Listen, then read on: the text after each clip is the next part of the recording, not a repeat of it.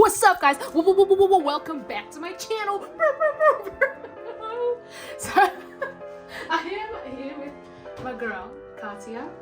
We're just gonna chill a bit, have some chit chats. Yeah, that's the vibe. I thought it'd be really cute to do nails inspired by the release because thank fuck it's out. But obviously your girl only has 10 fingies, 10 nails, so I can't do nails inspired by every song. So what I've decided to do is take this opportunity to talk about a few tracks that might not be getting as much loving because they're not singles or whatever. Yeah, let's do it. Maybe the first set of nails we can do a So Money inspired one because Diamonds, Dollar Bills, Honey Bunny. Congrats on the album. Thank you, my queen. Very exciting. Thank you. How was the whole process for you? It was super fun. I don't even feel like it's work or a process, if you will, really, because it's just so much fun to make tracks. Even with a track like So Money, right? That's obviously more of like a pop moment, like a pop hip hoppy moment, and writing that kind of thing is always so much fun. Like I don't ever really have to think much about it. But yes, how So Money came about was I was literally jamming along to this track that a friend sent along, and then I wrote the full song and I brought that idea to T, and obviously we just did our own thing with it. I decided to sample this Cantonese little verse I wrote that I just think wouldn't make it as a full song, and so there's just that cute little element in there, and obviously with the cool guitars and cute little almost drill like hat beat. It was just giving a getaway fantasy. I feel like when you listen to that song, it's almost like a perfume ad. Like a really sexy ass girl is driving in a car with a scarf and the wind in her hair, and then like a man's is like following her. That's kind of the moment. So Money is a love song. It's kind of talking about how you think your partner is dope and they're so money, but they don't even know. So Mirror, so sexy, so relatable. Oh, let's talk about it. Oh, girl, you know what's up. You know what I'm saying? We love a sexy time. Well, what was the inspo there? I'm not saying nothing. I actually did that track with Tucker Perp. I know he makes a reappearance. Of course, I had to have him back for this record. We love Tucker. We do, we Tucker stan. We were actually in the studio for almost a full day, and we came out with quite a few different ideas. It was very much a go kind of day. Tucker was so funny that day. I think he thought that he was in a bit of a funk, and I was like, how dare you think that way? So any other idea that we looked at, he was kind of like, no, I'm not feeling that, I'm not feeling that. And I was like, no man, what is wrong with you? Like, it sounds good. Anyway, and then he landed on the chords for Mirror when he was just playing around. So that super R&B vibe. And obviously I was fucking with it, and I just started writing to it. And then when I hopped up on the mic to just kind of show him the idea that I had, he was immediately like, yes, amazing, and then we kept going, and I pretty much freestyled the verses. I always do that, and I always feel so fucking bad because I keep thinking that I give the producers / engineers so much grief because I'm always like, no, I might have to run that back again because I'm pretty much ad-libbing on the spot. But yeah, we did that, and like pretty much the flow of the verses, it's almost first take vibe, so it's very raw, very real. Tucker and I considered doing proper vocals, but we ended up just being like, fuck it, no, the raw vocals sound so fucking good. Yeah, so we kept that. So good. Yeah, we want that raw sexy. I remember seeing you singing it live and dancing to it at Phoenix, and you were on the floor and singing, and it was so sexy. It was such a moment. Oh, girl, you stop playing with me. damn, you know, we gotta keep it a little saucy, you know what I'm saying? I'm a toxic girl, you know, I'm just a toxic girl, what can I say? A toxic, bibbity, bobbity, bougie bitch. For Garden Home, my takeaway was that it's like a self-love kind of song, right? Yes, self-love for days. I think a lot of people can easily forget to take care of themselves. And Garden Home is just a bit of an ode to that. Just a self-reminder to do so.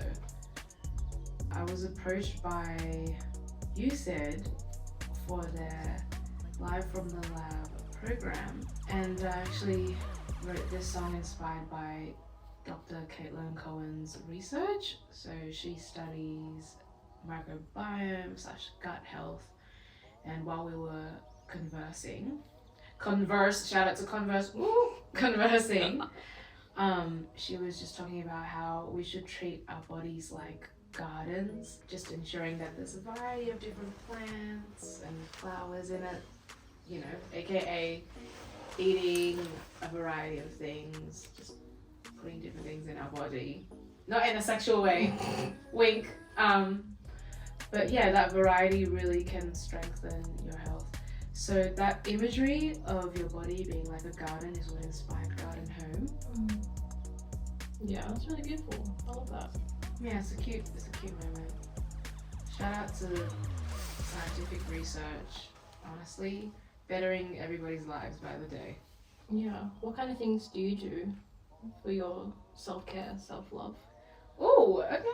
Self-care things can just mean taking some time for yourself. So even if I'm getting dressed up to go nowhere, or like if I have a night in and I just feel like doing my makeup just to feel pretty and feel cute. And I do heaps of other things that are fulfilling to me that I think cultivate my being and my soul. Like obviously writing music, listening to music I love. Like I've been blasting a lot of 90s R&B. I've been listening to Missy Elliott's discography that just makes me so fucking happy. When I'm doing other creative things like drawing, sewing, or just hand making things, so knitting or doing embroidery, I really love that kind of shit. Yeah, so did you draw all the album art and all the songs art? Was that all you? Yes, you know she loves to do it. I just think it's so fun.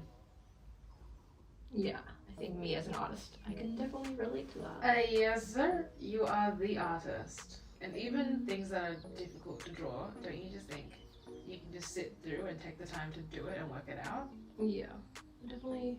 I enjoy the challenge and I like to just kind of zone out. I felt like Internet Friends was really different from your other songs. It was more dark and serious. Tell me about that. Let's talk about it. Let's talk about it. She said let's jump right in. Yeah, I think it's something that's very important and something that has to be said. Given the age that we're in, the technology age, the social media age, and if anything, more and more apps are coming up. Like that would just mean that there's more pressure living in this time, you know, to be a certain way, to look a certain way, to act a certain way. A lot of people just aren't themselves. I'm just gonna say it. Like a lot of people just want to fit into a mold. Yeah, I think it's just so easy, especially when you see friends on socials, or if social media is up the hizzy for you and that's the main way that you communicate with friends or the main way you interact with the world, then yeah, that's just very crippling.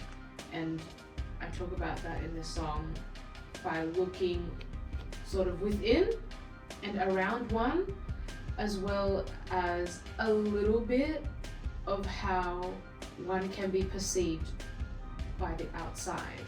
So Yeah. you're talking about, well, yeah, the lyrics were like, I'm not cool. That's right. It's very self-centered. Like I ensure to not go into the whole, no, but I am worth it, I am enough. I really wanted to hone in on that darkness. Yeah, I think when I listened to that song, I was immediately transported back to high school Yeah. when Yeah. everyone's trying so hard on all the apps and just really obsessing over the likes and following. Yes. Like when Instagram first came out, right? Like everyone was just so obsessed with getting likes. I mean, it's still the same now, but yeah, I feel like not much has changed. Yeah.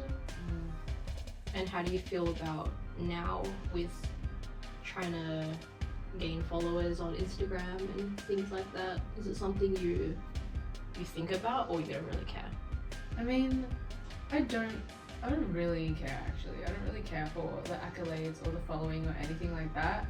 But obviously there are some days, you know, me being human. When I say some days, I literally mean the time of the month, because period makes people go cray. I might be a little bit self-conscious in moments of vulnerability where I'm a bit like, okay, maybe I don't have the recognition or whatever, but then when I calm myself down, it's a bit like, yeah, it doesn't really matter how the world perceives you. What matters is how you perceive yourself. Yeah, I think even though you don't have a huge following, the following that you do have are very loyal, and I may not look up, but they're low. yeah. Oh, they love you. And they come out and support you and are always commenting their love, and it's so lovely to see. Well, I think that's definitely what matters to me. Like, They're not fake followers, like they legit love you. Yeah, well, the thing is, yeah, it doesn't even matter, right? Like, literally, if it's only one person or just two people that actually care about what I do, that's already so little to me. And obviously not speaking from an artist point of view, but having a solid group of friends or being loved by family or whatever, just your group of people around you that you can really lean on, like that's just so important. Yes, definitely. Yeah, that over, I don't know, 1 million followers and fake friends around you, you know? Take that any day. Another sexy song I quite enjoyed was MAKEUPSXX. Yes, sir. So what's that song about? Well, I guess the context of this one is different to another song like Mirror, say, because this moment is, you know, when you got in a little bit of a spat with your significant other, but you want to diffuse the situation, and you know what works? Body language, if you know what I'm saying. If you know what I'm saying. Yeah, we'll neither confirm or deny if I actually relate to this in real life. I mean, if it works, it works. And what's your type? What do you think?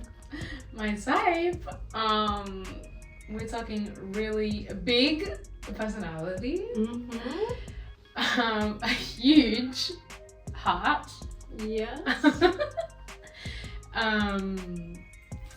and just no dry humor. Yeah. I just like a little bit of a wetter is better humor, you know what I'm saying?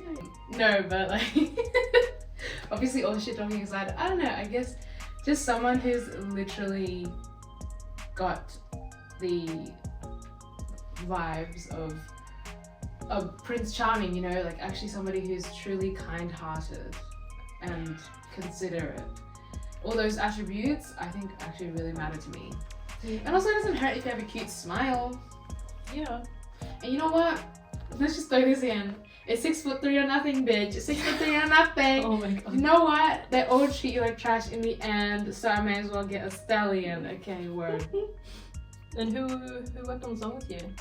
Oh, Pokari. So we linked up from when we did Attitude Problem. So when I did that with the boys, Pokari was actually playing his own beats towards the end of the session, and I was like, what the fuck is this? And then I ran up to him and I was like, oh my god, what is this? And he was like, oh, I produced them. And I was like, oh my god, do you have any artists on them? Can we please link up? And yeah, he pretty much then sent me a folder full of some tracks that he had just sitting there, like he had no artists on them yet. And the track for MAKEUPSXX was one of them, and I just immediately came up with that to it. It was just instantaneous. That's when you know you got to smash, like if it's an instantaneous chemistry.